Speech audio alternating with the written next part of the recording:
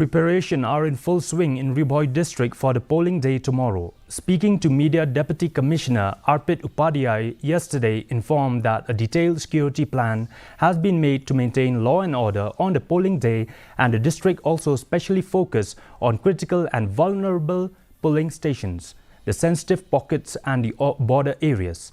He informed that there are 31 critical polling stations and 4 vulnerable polling stations. Adequate arrangements have been made in which CAPF, police forces and home guards have been deployed to ensure conduct of smooth elections. The DC further informed that in this MP election, 366 voters like senior citizens and PWDs opted for home voting.